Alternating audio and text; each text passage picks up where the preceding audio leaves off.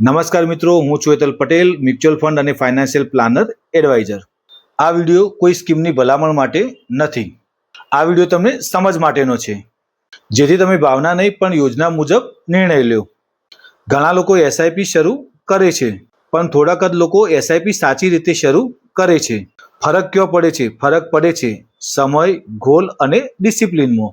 સૌપ્રથમ હું દરેક રોકાણકારને પૂછું છું કે તમે આ એસઆઈપી શાના માટે ચાલુ કરો છો? જેમ કે બાળકનું ભણતર, નિવૃત્તિ એટલે કે રિટાયરમેન્ટ, ઘર કે કોઈ સંપત્તિ બનાવી. જ્યારે ગોલ સ્પષ્ટ હોય છે ત્યારે રોકાણમાં ગભરાટ ઓછો થાય છે, કારણ કે તમે બજાર નહીં પણ તમારા ગોલ પર ધ્યાન રાખો છો. સમય એસઆઈપી નો સૌથી મોટો મિત્ર છે. જેટલો સમય વધારે તેટલો જ સંપત્તિ બનાવવાની શક્યતા વધારે. લાંબા ગાળે બજારના ઉતાર ચઢાવ તમારા પક્ષમાં કામ કરવા લાગે છે. આને આપણે કમ્પાઉન્ડિંગની શક્તિ કહીએ છીએ, એટલે કે ચક્રવૃદ્ધિ વ્યાજની શક્તિ કહીએ છીએ. દરેક રોકાણમાં રિસ્ક હોય છે.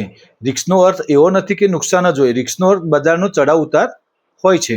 પ્રશ્ન એ છે કે તમે આજે બજારના ઉતાર ચઢાવને કેટલો શાંતિથી સહન કરી શકો છો.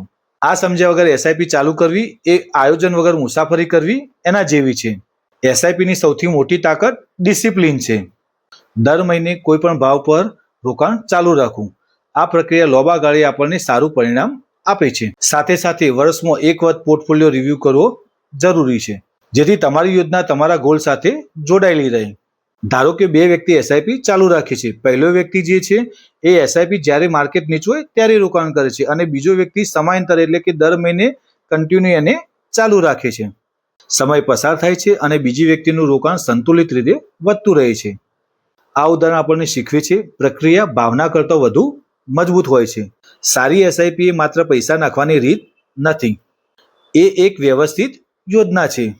જ્યારે ગોલ, સમય અને ડિસિપ્લિન આ ત્રણે ભેગા થાય છે ત્યારે સંપત્તિ બનવાની પ્રક્રિયા શરૂ થાય છે. જો તમે તમારી એસઆઈપી અથવા તો પોર્ટફોલિયોમાં વ્યક્તિગત માર્ગદર્શન ઈચ્છો છો તો મને મેસેજમાં રિવ્યૂ લખજો. આભાર.